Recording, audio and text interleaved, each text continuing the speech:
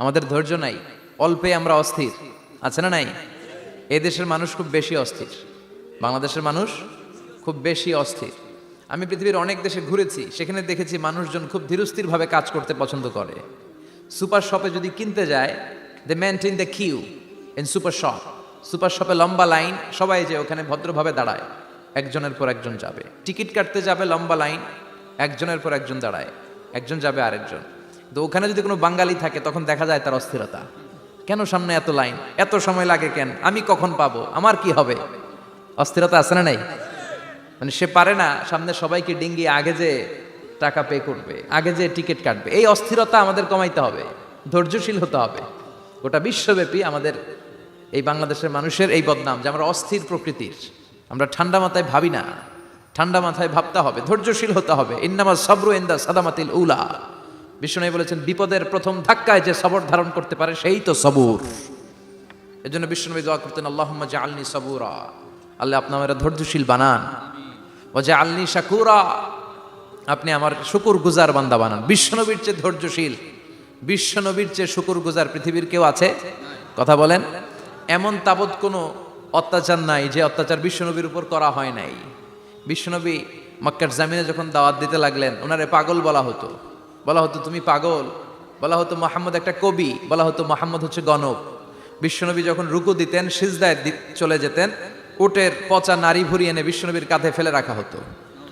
বিশ্বনবীর গলার মধ্যে রশি ধরে টান দেয়া হতো। কয়েকবার বিশ্বনবীর এই ঘাড়ের এই চামড়া ছিঁড়ে গিয়েছে, একবার চাদর টান দেওয়ার কারণে, আরেকবার রশি টান দেওয়ার কারণে।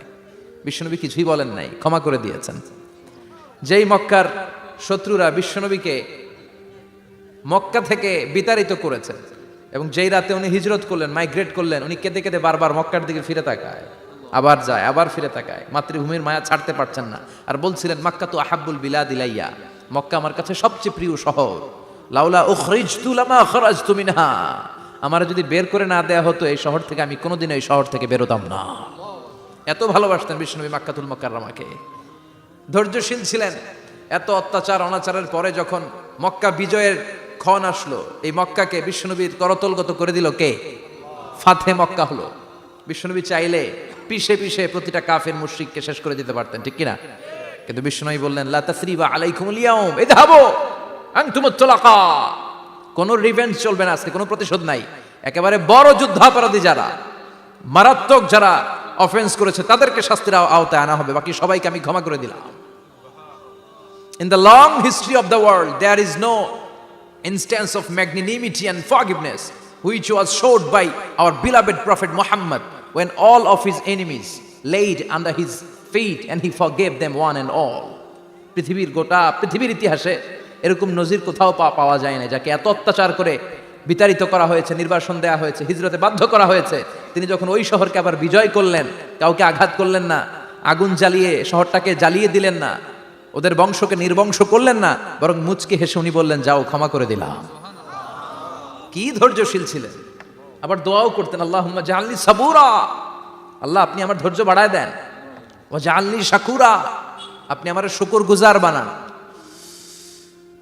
ওয়া জাআলনি ফি আইনি সাগীরা, আল্লাহ আমার চোখে আপনি আমারে ছোট বানান। ওয়া ফি আইনিন নাসি কাবীরা, আল্লাহ মানুষের চোখে আপনি আমারে বড় বানান। কি মানুষ ছিল, নিজের চোখে নিজে ছোট থাকতে চাইতেন।